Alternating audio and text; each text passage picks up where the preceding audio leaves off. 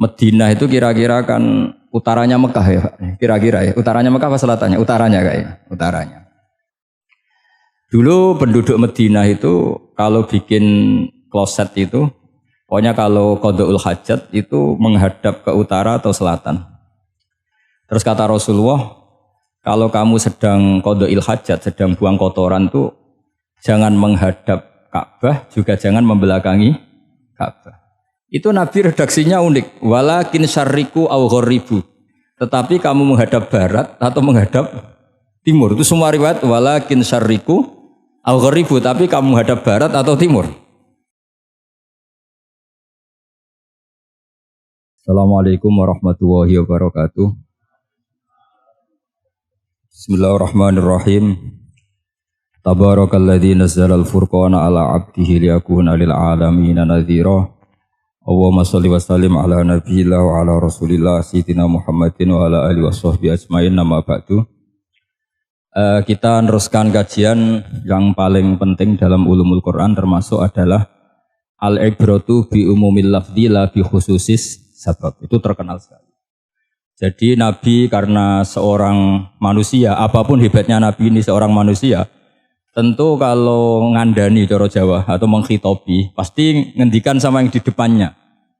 Tapi bukan berarti hukum ini khusus pada yang di depannya tapi menjadi umum. Kenapa menjadi umum? Ya karena kebaikan itu boleh dilakukan oleh siapa saja. Misalnya Rasulullah ngendikan sama Mu'ad, ya Mu'ad inni uhibbuka fala tada'anna dubura kulli sholatin. Wa fi riwayatin faqul fi duburi kulli sholatin Allahumma a'inni ala zikrika wa syukrika wa husni ibadatik. Itu jelas kalimatnya Nabi, ya Mu'ad, saya mencintai kamu. Maka jangan pernah engkau tinggalkan setelah sholat, kamu membaca Allahumma a'inni ala zikrika wa syukrika wa husni ibadatik.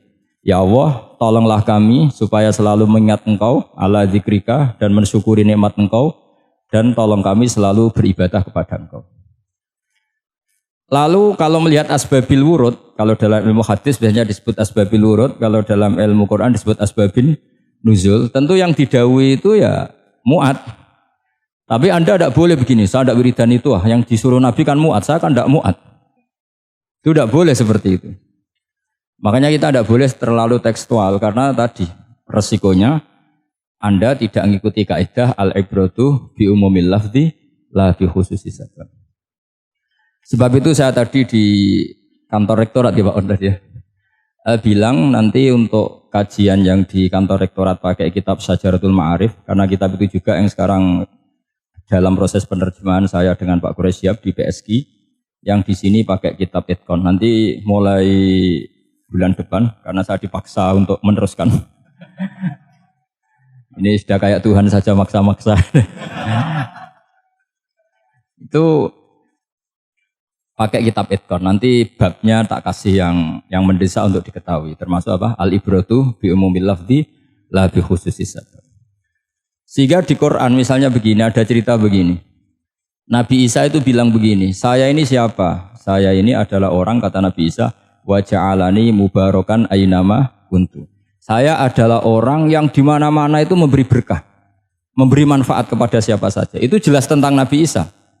Tapi oleh ulama dikasih judul yang umum. Babu nafil ibad bikullil bilad. Bab bahwa seseorang harus bermanfaat hidup di mana saja, kapan saja. Meskipun itu Allah cerita tentang Nabi Isa. Tidak bisa kamu bilang itu kan Isa, saya kan tidak Isa. Tidak bisa seperti itu.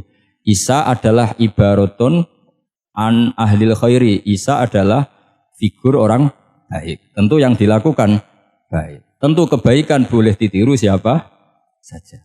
Jadi sehingga nanti pada akhirnya nama-nama yang disebut Allah di Quran itu kalau nama orang baik tentu kita boleh ikut. Paham ya? Kalau nama orang buruk tentu kita tidak boleh ikut. Ya gitu aturannya. Sehingga tadi ada al-ibratu bi umumil lafzi la bi khususi sabab. Jadi yang jadi pegangan adalah standar kalimat umum dengan pemaknaan yang ditentukan ulama. La bi khususi sabab, tidak terkait sebab itu.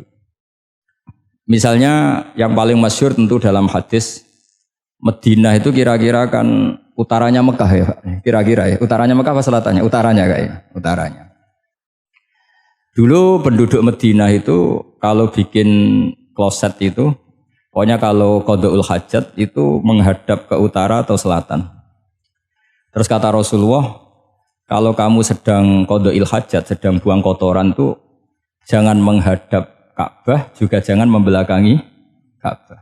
Itu Nabi redaksinya unik. Walakin syarriku aw gharibu.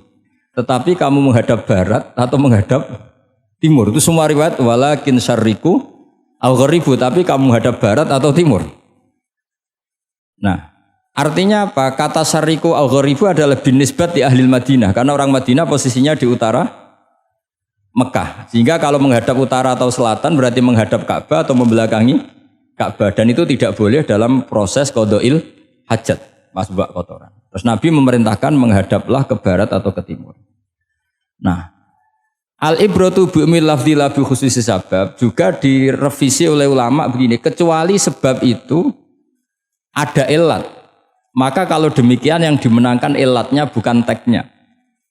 Saya ulang lagi, yang dimenangkan ilatnya bukan teknya. Kayak tadi, di hadis itu kan Nabi ngintikan apa? Tetapi menghadaplah barat atau menghadap ke timur. Tentu orang Indonesia malah kalau itu kebalikannya. Orang Indonesia kalau ke barat atau ke timur kan malah menghadap Ka'bah atau membelakangi Ka'bah. Di sini pentingnya ijtihad. Dan ijtihad ini lazim, bukan harus Imam Syafi'i atau Imam Malik. Semua orang normal pasti tahu proporsi kalimat tadi. Karena ada aturan al-hukmu yaduru ma'ilatihi wujudan wa adaman. Gitu seterusnya. Ini penting saya utarakan. Sehingga ketika Rasulullah sedekah dengan dinar dikasihkan fakir miskin atau dirham dikasihkan fakir miskin, pikirannya ulama adalah sedekah dengan mata uang yang berlaku saat itu. Tidak selalu ditetapkan dinar atau dirham. Begitu juga ketika Rasulullah dulu zakat fitrah pakai susu kering atau pakai kurma atau pakai gandum. Ulama semua bilang yang penting kuti ahlil balad. Yang penting makanan pokok di negara itu. Dalam konteks Indonesia tentu apa? Beras. Ini penting saya utarakan karena tanpa mengkaji ulumul Quran seperti ini, dan kita insya Allah bulan depan saya langsung bawa kitab Itqan. Di situ ada beberapa contoh. Harus seperti itu. Karena kalau tidak terikat sebab, itu nanti takutnya ayat umum menjadi liar. Misalnya begini, pernah ada aliran sesat dulu. Kebetulan di Jogja itu, saya lihat di TV itu. Entah salah kiainya, entah salah dosennya, entah salah siapa. Atau salah orangnya agak stres, tidak tahu saya. Semoga salah orangnya. Itu sholat menghadap ke 4 arah. Alasannya Allah nggak ada di mana-mana, ya sudah. Di barat, rakaat kedua ke utara, rakaat ketiga ke timur, rakaat keempat ke selatan. Itu uniknya itu ngawurnya lah, bukan uniknya. Ngawurnya itu dalil fa'ina ma tuwallu fasamma wajhu. Kamu hadap kemana saja di sana ada ridho Allah. Sehingga semua ulama ketika bikin kaidah al-ibratu bi'umil lafzi la bi khususi sabab selalu menyertakan kecuali khususus sabab ini ada illatul hukmi. Maka itu enggak jadi. Kayak ayat tadi, kalau kamu pakai umumnya lafaz itu kan boleh sholat menghadap mana saja. Nah makanya Imam Syafi'i ketika ditanya, lalu ayat ini proporsinya gimana? Kata beliau, fis safar. Orang yang sedang di pesawat, mau sholat, tentu masuknya fatamma wajwa. Jadi dalam kondisi bepergian, yang kita ingin sholat, maka pakainya ayat seperti itu. Tapi kalau kondisi nomor, fawal liwajaka syatrul masjidil haram. Jadi makanya ini penting ngaji ulumul Quran. Kita tidak bisa hanya megang terjemah atau megang apa, kemudian kita fatwa atas nama Quran dan hadis. Sehingga dulu syaratnya memang ketat, harus hafal Quran, hafal hadis, menguasai usul fikih, menguasai macam-macam. Karena tanpa itu memang tidak bisa. Sampai Ibnu Abbas ngendikan, kamu jangan pernah fatwa pakai Quran. Fa inna lahu wujuhan katsirah, karena Quran punya sisi yang banyak. Walakin hajuhum bisunnah. Kalau kamu adu hujjah, pakailah sunnah Rasulullah SAW. Karena di situ penjelasan Quran. Misalnya tadi Rasulullah ketika kondisi normal pasti sholat menghadap Ka'bah. Jadi kalau bepergian nanti unta, kata riwayat-riwayat, ainama tawajjahat bihi rakhilatuh, kemana saja posisi unta menghadap. Ada ulama yang berpendapat itu khusus sholat sunat. Kalau sholat fardu dalam kondisi ada punya mobil harus berhenti. Ini madzhab Syafi'i. Jika misalnya saya, Pak Harsoyo, Pak On, bawa kijang, mobilnya sendiri. Kalau sholat fardu jangan mentang-mentang pakai kendaraan terus menghadap sekenanya. Kalau mau ke Banyuwangi berarti menghadap ke timur, ndak. Itu yang boleh hanya sholat sunat. Kalau sholat fardu harus berhenti. Karena Kijang ini dalam kendali Anda. Kecuali dalam surah yang kendaraannya tidak dalam kendali Anda. Misalnya kita naik pesawat. Jadi harus dibedakan. Jangan mentang-mentang Nabi sholat di onta kemana saja menghadap. Tapi konteksnya kan onta ini, cara berpikir onta ini dalam kendali Nabi. Tapi kalau pesawat kan tidak. Jelas ya? Jadi makanya ini pentingnya proporsional. Jadi kalau kita naik Kijang misalnya mau ke Banyuwangi, kalau waktu duhur ingin sholat ya harus berhenti. Karena yang aina matawajjahat bihi rokhilatuh, kemana saja kendaraan membawa kita itu dalam konteks sholat apa? Sunnah. Jadi ini pentingnya ulama. Nah, ini yang dikatakan al ulama warasatul apa? Anbiya. Karena sanad ini musalsal terurut sampai Rasulullah SAW. Terus ada lagi ayat umum yang akhirnya jadi judul umum. Misalnya begini. Kita tahu cerita Nabi Khidir, di antara ceritanya ada satu kampung itu pelit. Makanya orang pelit itu wajib didendami. Karena Nabi pun itu baik-baiknya orang. Kalau sama orang pelit tetap dendam. Karena buruk-buruknya orang itu orang pelit. Tahu kan alamatnya orang pelit? Qoribun minan nar, ya dekat-dekat neraka itu. Karena al-bakhil qoribun minan nar, ba'idun minal jannah. Jadi kalau sama tanya alamatnya ya dekat-dekat neraka. Singkat cerita Nabi Musa dan Nabi Khidir itu kecapean sekali masuk satu kampung. Karena saking kecapean lapar minta kampung itu menyediakan makanan. Istatama itu mereka minta makan saking laparnya, saking karena di perjalanan yang melelahkan. Istatama ahla fa'abau ayyudayyifuhuma. Tapi kampung situ kampung pelit. Sehingga semuanya tidak mau yang ngasih apa? Makan. Tapi pas mau keluar dari kampung ada tembok, ada kayak prasasti itu yang mau roboh. Yang mau apa? Roboh. Terus sama Nabi Khidir, tembok yang mau roboh ini ditata jadi baik lagi. Nabi Musa kata Nabi Musa, kok kurang pegawaian mau medit, pagri mbok urusi. Jadi makanya dendam sama orang medit ini agak sunat. Karena Nabi Musa juga marah sama Nabi Khidir. Orang kayak kampung kayak begitu pelit kok temboknya apa rusak kamu benahin gitu. Terus Nabi Khidir menjawab, wa amal jidaru fakana luhulamaini yatimaini fil madinati wa kana tahtahu kanzul lahuma wa kana abuhuma sholihah. Begini loh, tembok ini adalah penyimpan harta. Penyimpan harta untuk anak yatim. Bapaknya dulu itu soleh.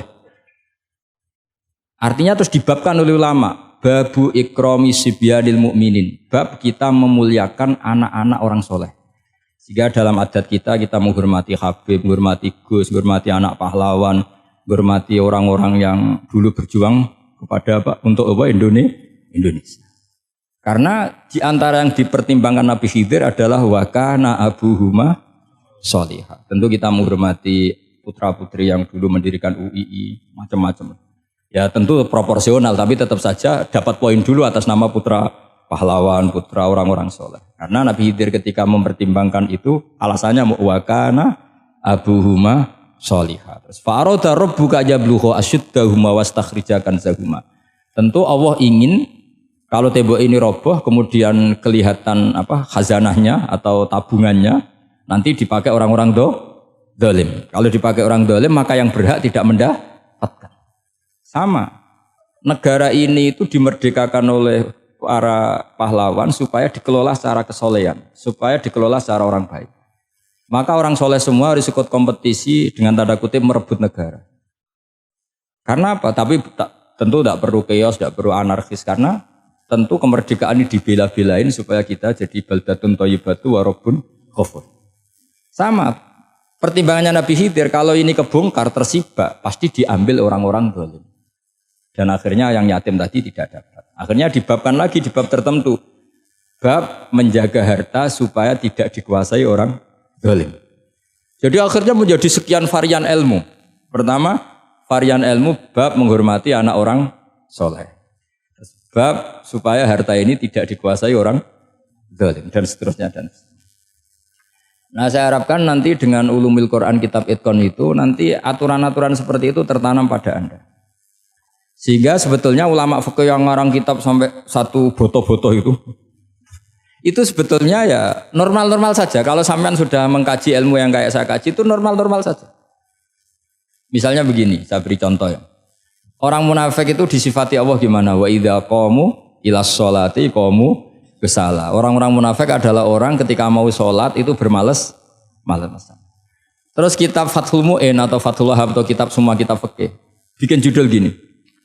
Saya masih ingat takbirnya. Wa yusannu nasyatun li sholatin. Disunatkan kalau sholat itu ketok gumrigah, ketok semangat.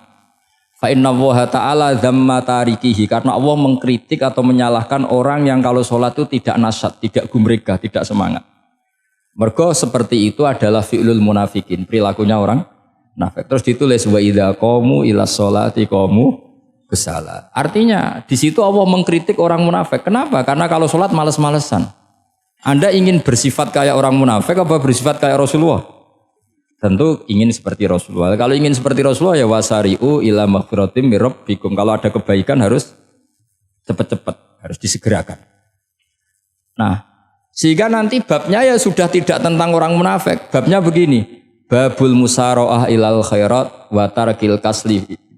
Bab bergesa-gesa atau bergegas dalam kebaikan dan meninggalkan males-malesan. Jadi tidak lagi tentang sholat, tapi tentang kebaikan apa saja. Jadi kalau kamu punya hutang bisa nyaur jam 7, nyaur jam 9 pasti disalahkan Allah. Karena bisa saja dalam 2 jam ini kita mati. Paham ya? Begitu juga kalau kita sholat bisa awal waktu, kenapa tidak awal waktu? Meskipun akhir waktu ya dibolehkan. Itu ya tadi babnya ya tentang wa idza qamu orang munafik itu ya seperti itu. Akhirnya apa? Ayat ini turun tentang orang munafik tapi pemaknaannya umum.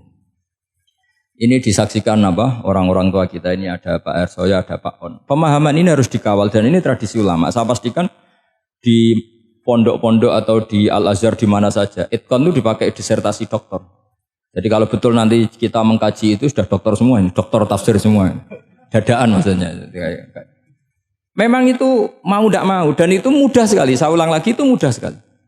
Kenapa kata Imam Syafi'i fa innal uqula mutarratun ila qabril haqqi, karena akal itu dipaksa untuk menerima kebenaran. Ciri utama kebenaran kata Rasulullah matma'an nabi qalbuk. Jadi menerima itu pasti clear. Makanya disebut kebenaran itu ma'ruf, mudah dikenali.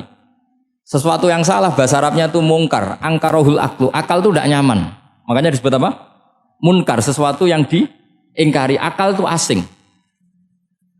Ya asing tuh misalnya, sepeda motor ini milik siapa? Milik Zaid. Ya sudah lah saya pakai, tidak usah pamit. Akal pasti, ini kok aneh, kok nggak milik orang kok nggak pamit. Akal pasti nggak terima. Makanya agama itu hanya menerima al-ma'ruf yang mudah dikenali dan menolak al-mungkar, sesuatu yang akal itu nggak terima. Jadi Imam Bukhari ketika ditanya, kenapa kamu salim itu bisa mensarai sanad-sanad Rasulullah? Kata beliau, kalau kamu akalnya normal itu ya gampang saja. Terus ditanya, contohkan. Beliau contohnya begini. Pernah syurrahul hadis, para pensarah hadis itu habis otaknya. Gara-gara Imam Bukhari bikin judul begini. Babu sihhati tolakil akhros. Ingat-ingat ya. Babu sihhati tolakil akhros. Bab sahnya tolaknya orang bisu. Orang bisu itu orang nggak bisa ngomong tuh kalau bahasa Jogja itu. Bisu ya? Bisu. Bisu itu cerita bab sah tolaknya orang akhros. Ternyata apa? Sekian riwayat yang dipakai itu begini. Ana wa kafilul yatim kahataini fil jannah. Nabi pernah ngintikan siapa? Saya dan yang merawat anak yatim kahataini fil jannah. Wa asyara bi musabbihatihi wal wusta. Pokoknya Nabi ngintikan begini. Paham ya? Maksudnya apa? Betapa yang merawat anak yatim itu sangat dekat dengan apa? Dekat dengan Nabi di apa? Surga. Terus hadisnya berikutnya. Asyahru hakada pakai tangan 10, ahakada wa hakada wa hakada berarti 30. Asyahru hakada wa hakada wa hakada berarti berapa? 29. Terus berikutnya hadis Aisyah sholat lama terus ditanya orang di tengah-tengah sholat. Aisyah kenapa sholat lama? Fa asyarat nahwas sama. Kemudian Aisyah memberi isyarah nahwas sama. Ternyata saat itu gerhana apa? Matahari. Itu surahul hadis bingung semua. Ini cerita tolaknya orang bisusah kok ngelantur kemana-mana ini. Ternyata maksudnya Bukhari begini, maksudnya Imam Bukhari. penjelasan yang namanya tolak itu kan segot, ya segot, tahu segot akad lah kalau dalam bahasa Jogja mungkin. Kalau kamu nikah kan angkah tuka wazawazwa terus bilang apa qabil tu nikahaha wa taswiyah. Terus kalau kamu menceraikan istri kamu bilang kamu saya ceraikan. Yang dikatakan segot itu adalah ekspresi atau implementasi dari sesuatu. Misalnya kamu ingin tolak, bilang saja tolak. Kalau kamu ingin muji orang, bilang saja begini. Pasti itu maknanya muji. Kalau ingin menyemooh, bilang begini. Nah, artinya gini, kalimat itu bisa diganti isyarah. Saya ulang lagi, kalimat itu bisa diganti. Buktinya Nabi mengisyaratkan sangat dekat, bilang begini. Paham ya? Aisyah bilang gerananya, bilang begini. Nah, kalau begitu orang yang bisu ya punya cara menceraikannya. Dia cukup melakukan isyarat. Yang isyarat itu pasti difahami sebagai cerai. Artinya kalau orang memahami Quran hadis seperti itu, hal-hal yang mungkin gak terlintas dalam pikiran Anda, ternyata itu jadi dalil. Artinya apa? Rasulullah yang bisa ngendikan saja kadang menjelaskan sesuatu pakai isyarah. Nah, dengan demikian terus jadi rumus. Al-isyarah al-mufhimah bimanzilatin nutki. Isyarah yang memahamkan sama dengan ucapan. Sehingga ini pengganti ijab qabul.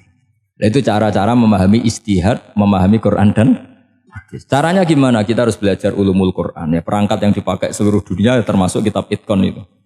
Dan kitab Sajaratul Ma'arif itu yang saya kaji dan dikaji seluruh ulama di dunia. Karena saya tidak biasa ngaji tanpa kitab yang perlu kita kaji. Saya sendiri itu bisa seperti ini ya barokahnya kitab-kitab itu. Jadi nggak terlintas tapi ya tadi. Rasulullah yang bisa ngendikan saja, sering iktifa, sering ngalap cukup dengan apa? Isyarah. Oh kalau gitu berarti al-isyarah bimanzilatin nutki. Isyarah itu sama dengan ijab dan qabul. Apalagi ini orang akhros, orang bisu yang nggak bisa ngomong. Lalu kalau tolak kayak apa, kalau nikah kayak apa.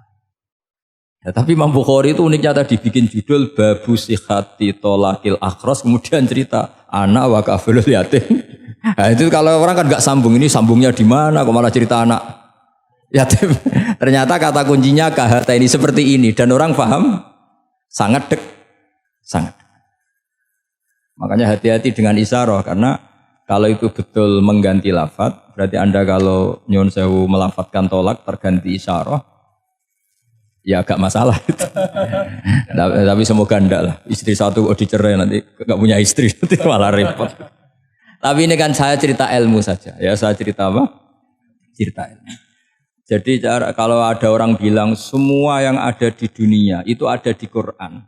Itu caranya ya seperti ini. Jangan kayak orang-orang yang terlalu tekstual. Karena kalau seperti ini pasti semua ada di dunia itu ada di Quran. Karena cara pemahamannya seperti ini. Saya sering ditanya kenapa bumi ada likuifaksi macam-macam. Memang dari Quran bayangannya Quran seperti itu. Amin tuman fis sama ayyaksifa bikumul ardo fa idahiyya tamur. Memang dari awal Allah bikin bumi ini potensinya malah likuifaksi. Potensinya itu melumer. Tamur itu memang maknanya melumer. Dan ketika Allah nyifati bumi wal ardi dzatis sod itu maknanya pecah. Dan Allah tidak sekedar mengatakan pecah, dzatis sod sifat dasar bumi itu mudah pecah. Jadi kalau dzat itu sifat dasar. Jadi meskipun Quran tidak meneliti spesifik kayak para ahli gempa, tapi dari awal Allah ngendikan bumi itu dzatis sod wal ardi dzatis sod. Bumi adalah berkarakter pecah. Kenapa berkarakter pecah? Karena dari awal bumi ini lempengan-lempengan. Di Qurannya dijelaskan gitu. Wa fil ardi qita'um mutajawirat. Bumi ya kelihatannya banyak, kelihatan satu, sebetulnya dari qit'ah, dari potongan. Nah, qit'ah itu jamaknya qita'. Terus disebut mutajawirat, saling berdampingan. Kalau dalam bahasa Arab berdampingan itu berarti sel-selnya beda. Kalau bahasa Arab bilang sesuatu yang bercampur namanya mukhalatoh, jadi satu. Kalau yang beda jenis namanya mujawarah.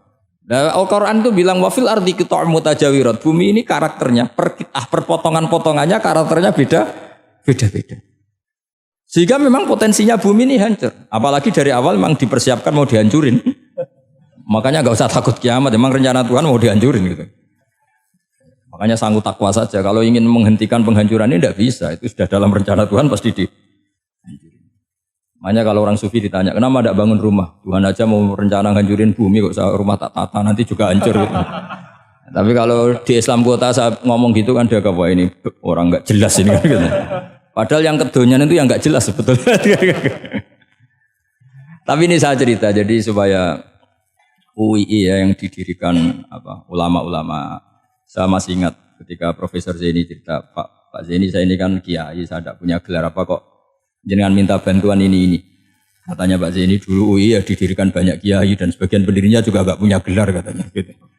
Tapi mendingan gak punya gelar manfaat daripada punya gelar gak manfaat. Malah problem. Tapi ya gak masalah. Sudah ada manfaat gak punya gelar malah repot lagi. Sudah cara berpikir gitu saja sudah.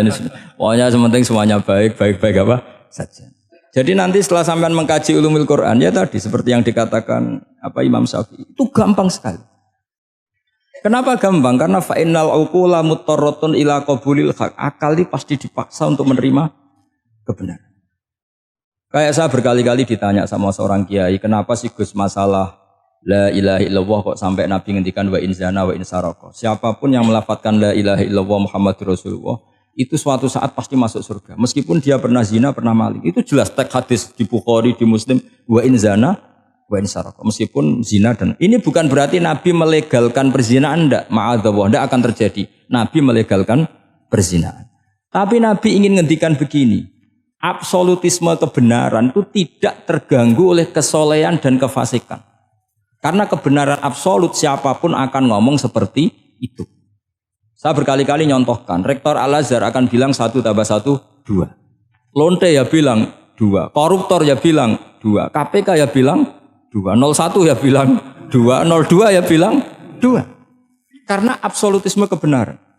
Dan Nabi itu ingin mengatakan bahwa Allah Tuhan ini kebenaran sejati. Sehingga siapapun yang melafadzkan sah.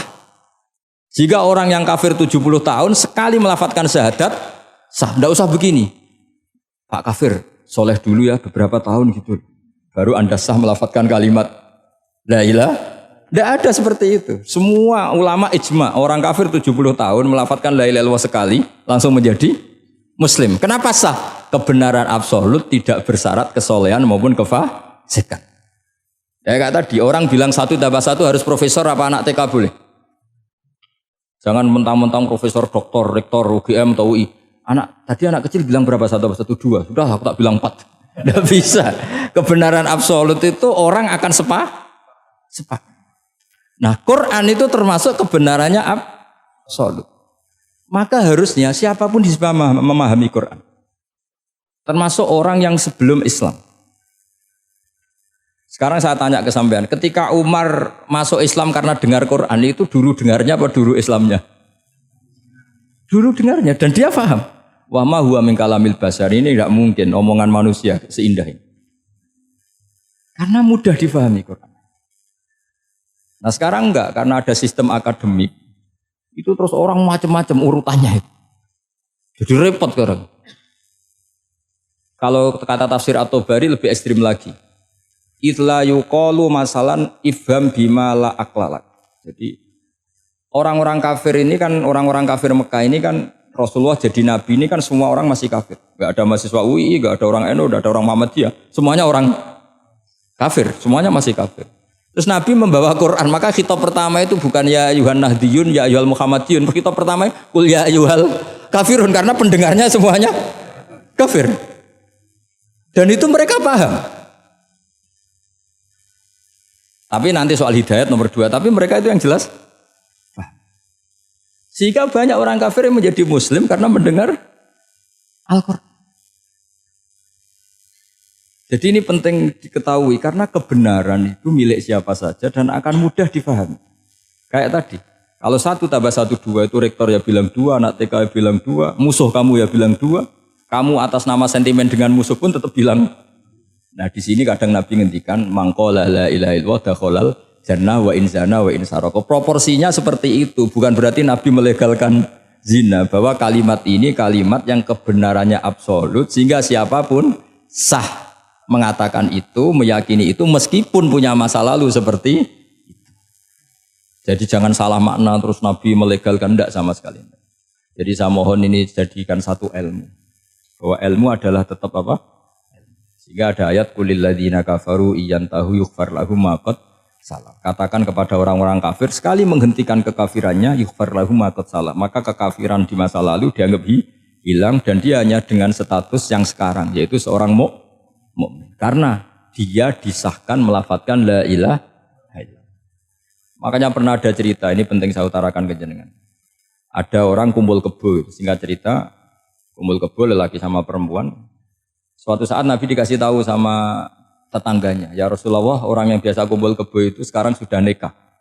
Jawabannya Nabi unik. Alhamdulillah, kira-kira gitu kalau bahasa Indonesia, qad kharaja min sifahin ila nikahin. Dia sudah keluar dari tradisi zina, sekarang dia sudah dengan kehormatan nikah. Maksudnya gini, kalau malam Senin dia belum nikah, kumpulnya kan masih kumpul kebo bertahun-tahun gitu. Paginya dia nikah, malamnya kumpul sudah kumpul sunnah karena sudah nikah. Jadi tak sama seperti tadi. Kalau dia belum melafadzkan kalimat tauhid, ya statusnya dia kafir. Sekali melakukan kalimat tauhid, ya statusnya dia muslim atau mukmin. Sama. Ketika hubungan intim tanpa nikah namanya sifah perzinaan. Sekali nikah ya namanya sunnah. Jadi semudah itu.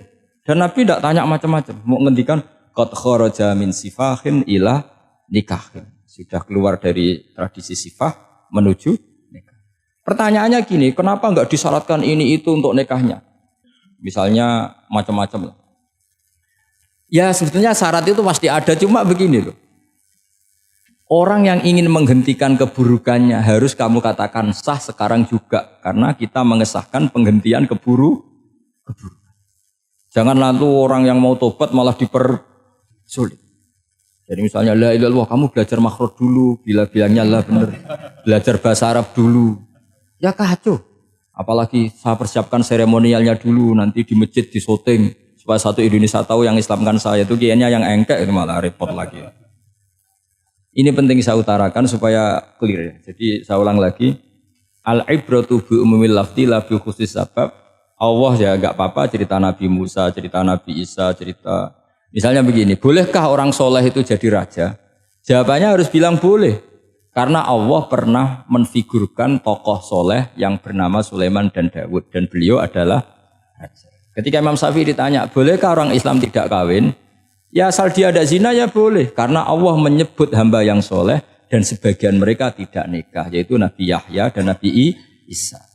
Itu wasayyida wa hasura wa nabiyya minas sholihin. Jadi cara berpikir Imam Syafi'i gampang. Bagaimana hukumnya orang Islam yang enggak nikah padahal dia tapi asal enggak zina loh ya. Ya jawabannya ya boleh karena Allah mensifati Nabi Yahya dan Isa dengan status hasur tidak apa? Nikah. Bolehkah seorang soleh jadi raja? Ya boleh. Daud dan Sulaiman itu seorang soleh dan jadi raja. Bolehkah orang soleh itu fakir? Wah sudah banyak, enggak usah dibolehkan sudah banyak. Jadi gampang sekali Quran di depan ahlinya itu. Jadi kalau Imam Syafi'i ditanya, fa inna wa ta'ala dzakara abdan sholihan wa qala wa sayyida wa hasura wa nabiyyam minas sholihin. Ternyata ini orang yang ditanya, apakah boleh orang soleh itu jadi politikus, jadi pejabat? Ya boleh saja. Faqad ataina ala Ibrahim al-kitab wal hikmata wa atainahum mulkan azim. Jadi ini yang boleh bukan sekedar Ibrahim. Padahal di ayat itu tentang ala Ibrahim. Cara berpikir ya tadi, ternyata kesalehan tidak mengganggu jabatan. Ya tentu ya maksudnya untuk kesalehan juga. Jika agama ini gampang. Makanya kalau ada yang tanya bagaimana perempuan punya aktivitas, ya jawabannya asal kebenaran ya boleh. Allah cerita Bilqis dan itu raja perempuan. Di hadis banyak kecakapan Aisyah memimpin, macam-macam. Jadi gampang saja. Nah, kenapa sekarang banyak orang berdebat tentang Quran dan nyuwun sewu sampai pada level gontok-gontokan ekstrim? Karena mereka nggak mau belajar ulumul Quran. Kegiatannya debat, tukaran. Yang bingung kita, yang waras ngalah lah kira-kira gitu. Ini nggak pernah ngaji Quran, gegernya. Ya kacau. Ada ulumul Quran, itu yang namanya kitab Al-Itqan. Dan itu dibukukan oleh ulama. Dan gampang sekali. Pernah ya Sayyidina Umar ketika Futuhat, beliau sudah Futuhat itu mengalahkan musuh-musuh Islam yang memusuhi Islam. Perlu dicatat musuh-musuh Islam yang memusuhi Islam. Karena kalau yang tidak memusuhi Islam nggak boleh dimusuhi juga. Ya. Singkat cerita ditanya, kenapa kita tidak tasakuran besar-besaran? Kita kan sudah menang. Padahal disambut sedemikian rupa. Jawabnya Umar apa? Inna wa ta'ala qad ayyara qauman faqala adhabtum thayyibatikum fi hayatikumud dunya wastamta'tum biha. Allah itu mengkritik kelompok kaum yang dalam hidupnya itu foya-foya. Maka saya akan mengurangi foya-foya itu supaya saya menyisakan jatah foya-foya saya sampai di surga. Nanti orang kafir ketika dimasukkan neraka di antara taubahnya Allah. Taubah itu ya semacam kayak disalahkan gitu. Adhabtum thayyibatikum fi hayatikumud dunya. Jatah-jatah kenikmatan kamu, salah kamu habiskan di dunia. Sehingga kita harus pernah pas enak-enaknya tidur, tahajud, wiling-wilingan, ngurangi jatah. Sayyidah Aisyah tuh cantik sekali, tapi sudah turu mujur di depan Nabi tetap sholat. Kalau sampai istrinya tidak cantik saja nggak pernah tahajud. Itu masalah besar. Itu Aisyah itu kenangannya Aisyah. Saya ini kurang cantiknya. Sampai Nabi kalau sholat digoda tidur di depannya masyhur. Wa ana mu'taridotun. Saya tidur malang di depan Nabi. Nabi kalau berdiri sikilnya aku tak dlojorno. Kalau Nabi mau sujud tak ingkretno. Nabi terus saja tahajud. Dan saya yakin itu sunnah, tidak ada yang niru itu. Aisyah loh, bukan yang Saudah, Aisyah. Di semua riwayat itu, kalau Saudah kan mungkin, wah pantesan Saudah kan gitu. Ini. Terus ada cerita lagi, betapa Rasulullah memang Nabi betul. Aisyah itu istrinya paling cantik. Kan yang nyanyi cantik itu hanya Aisyah, Zainab sama Sofia. Kira-kira rivalnya itu. Yang rivalnya itu kira-kira. Ya sebagian ya cantik tapi enggak sekelas ini. Rasulullah itu malam-malam keluar. Terus pikiran Aisyah, pasti ke sebagian rival saya. Doroh itu maru kalau coba. Dibuntuti sama Aisyah. Nabi enggak tahu kalau dibuntuti Aisyah. Ini hadis riwayat doa masuk kuburan. Maka jadi hadis itu ya unik. Kalau enggak di tangan ulama itu jadi kacau semua. Babu doa li ahlil kubur. Bab mendoakan ahli kubur itu babnya itu tentang cemburu. Walhasil karena Nabi keluar, wah ini mesti enggak bener ini. Paling ke Sofia atau ke ya pokoknya Zainab, pokoknya yang cantik-cantik. Ditututi sama siapa Aisyah. Nabi enggak tahu kalau itu. Ternyata Nabi itu kebaki terus assalamualaikum daraqaumil mukminin wa inna insyaallah bikum lahikun. Jadi barokahnya cemburu, hadis itu ada rawinya. Oh, ternyata ke kuburan toh. Itu sampai pulang jadi hadis itu diriwayatkan Aisyah. Ghirtu itu cemburu, saya ini cemburu sama Nabi, malam-malam keluar, tak tututi jubli moro kuburan. Lah, sahabatnya tanya, muridnya Aisyah, lalu baca apa? Assalamualaikum daraqaumil mukminin wa inna insyaallah bikum lahikun. Kalau sampean kan enggak, dibuntuti tok bar tenan. Mesti barbaran.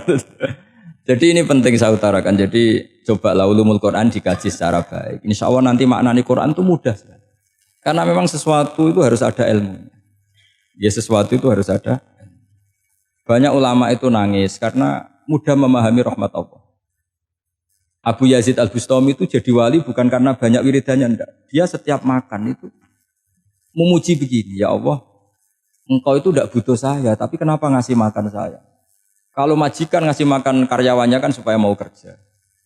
Semua kebaikan manusia itu pasti ada imbalannya. Tapi engkau itu enggak butuh apa-apa, kenapa ngasih nikmat kepada manusia padahal engkau tidak butuh? Itu kan aneh betul. Kalau apapun ikhlasnya orang, kalau ngasih itu kan ada maunya. Meskipun sudah bilang ikhlas. Oh sudah, tapi kalau Allah itu tidak butuh. Misalnya ada orang nyumbang masjid ikhlas, tetap di hatinya, benak Jumatan Park, orang yang dindi, tetap ada kepentingannya. Tapi kalau Allah enggak. Sehingga cara mensifati Allah itu luar biasa. Makanya orang jadi wali itu diantara kata Rasulullah, Inna woha la yardu anil abdi idha akalal aklah fayahmaduhu alaiha au yashrubah syarbah fayahmaduhu alaiha. Allah itu sangat ridho. Orang jadi wali itu kan diridani Allah. Allah itu sangat ridho kalau seseorang makan kemudian dia muji Allah. Coba apa hebatnya Donald Trump kalau gak makan ya lemes mati. Apa hebatnya presiden seluruh dunia kalau gak makan ya lemes mati. Orang yang katanya paling top di dunia, itu nak gak makan kangkung nyatanya ya lemes. Hebatnya di mana coba? Yang kita puji-puji hebat, ternyata kalau gak makan itu lemes. Pak Rektor gak makan lemes, apalagi Pak Onel gak makan lemes. Hebatnya apa coba? Nah, terus kelihatan wa khuliqal insanu dhaifa. Makanya ketika Allah mengingatkan orang yang menyembah Isa, Allah hanya menghentikan gini, kana yakulani to'am. Isa dan ibunya itu makan. Maksudnya kalau nggak makan itu ya lemes.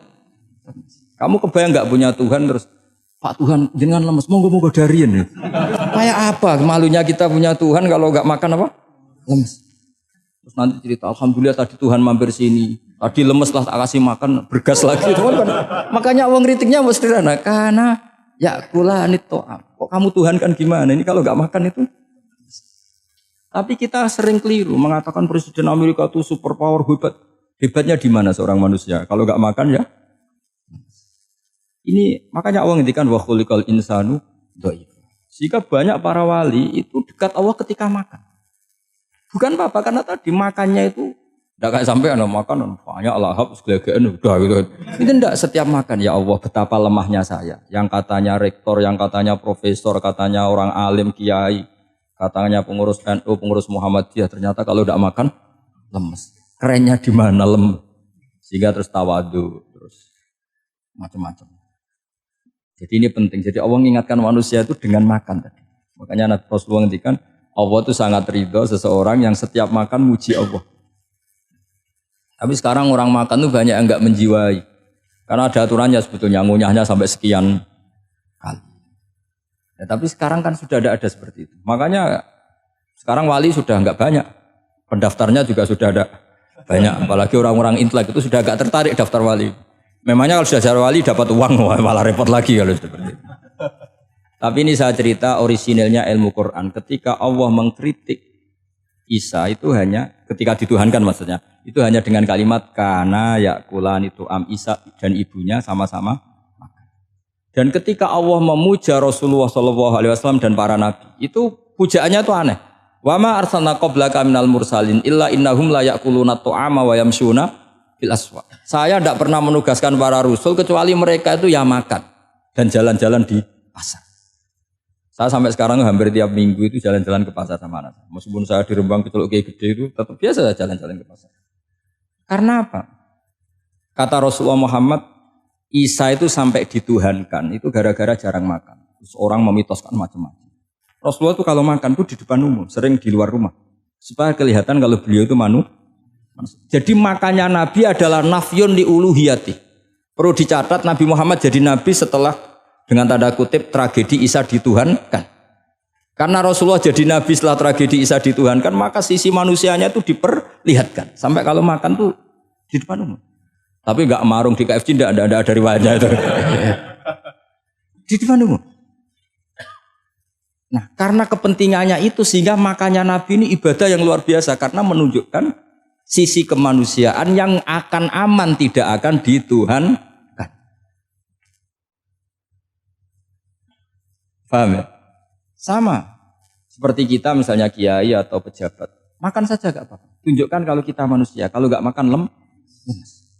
Dan kalau itu terus dalam hati kita, insya Allah kita orang yang mengimani wa khuliqal insanu dha'ifa. Betapa manusia itu lemah. Nah tapi kita sekarang enggak. Kalau kita jadi rektor gak bisa mengendalikan satu kampus. Jadi kiai bisa mengendalikan umat. Pikirannya itu kayak Fir'aun. Dan di antara kesalahan Fir'aun adalah faqala ana rabbukumul a'la, bahwa saya bisa mengendalikan kalian semua. Maka dalam ilmu tasawuf yang pertama harus dihilangkan adalah sifat anani, bahwa karena saya. Tapi kalau orang mau jadi wali atau orang dekat Allah, kenapa saya sering menyebut kata wali? Sebenarnya khazanah wali itu ada di Quran, ala inna auliya Allahi la khaufun alaihim wa lahum yahzanun. Cuma orang kota senangnya bakas intelektual. Wong desa senani bakas wali. Akhirnya banyak orang yang enggak wali modus pura-pura wali terus nipu orang. Jadi sama-sama ada korban. Yang intelektual juga sama. Seakan-akan lebih intelek dibanding wali ini. Makanya saya supaya bahasa intelektual ya ada di Quran, maksudnya terjemahannya ada, bahasa wali juga apa? Dan kadang orang jadi wali itu melakukan hal-hal yang kecil. Itu merasa doif saat apa? Makan. Merasa doif saat makan. Karena tadi paling mudah menafikan ketuhanan seseorang adalah nyatanya kalau nggak makan lemes. Paling mudah mendoifkan manusia yang katanya presiden superpower pun kalau nggak makan lemes. Apa artinya kehebatan manusia yang sehatnya bergantung nasi satu mangkok? Kerennya di mana coba? Presiden kondang bisa pengaruh seluruh dunia.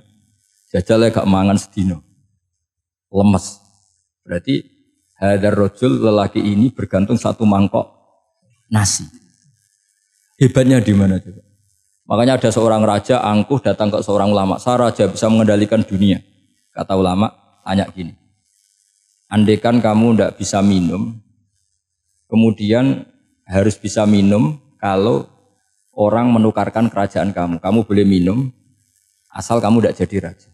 Apa kamu kasihkan kerajaan kamu ketika kamu harus minum dengan cara seperti itu? Misalnya di tengah belantara, kalau di Arab kan sering ada apa? Sahara itu ada padang pasir. Terus kata raja itu, ya saya milih minum. Kalau saya tidak minum mati. Mendingan tidak punya kerajaan. La tafrah bimulkin la yusawi apa? Kak samain. Kamu jangan bangga dengan kerajaan yang nilainya tidak ada dengan segelas. Baru dia sadar ternyata. Jadi kamu jangan bangga dengan satu kerajaan yang bahkan akan kamu tukarkan dengan segelas. Artinya pertanyaannya gini, kerajaan yang kamu bisa mimpin ini ditompang air apa ditopang keangkuhan Anda? Sebenarnya hanya ditopang air. Karena sekali Anda tidak minum tidak bisa jadi raja, terus lemes, diobatno. Sama presiden juga gitu. Kalau nggak makan nggak minum, terus sakit, stroke, nggak bisa jadi presiden. Artinya ternyata betapa manusia ini bergantung dengan suatu yang remeh, yaitu makan, minum, makan, minum. Nah di sini ini kenapa Quran menyebut para nabi itu apa? Illa innahum la ya'kuluna ta'ama wa yamsuna fil aswaq. Kalau kamu tidak memahami seperti ini kan terus kayak Quran kok ngomong hanya gini kok, kayaknya kelasnya kok nggak intelek gitu. Cara pandang nggak seperti itu, paham ya?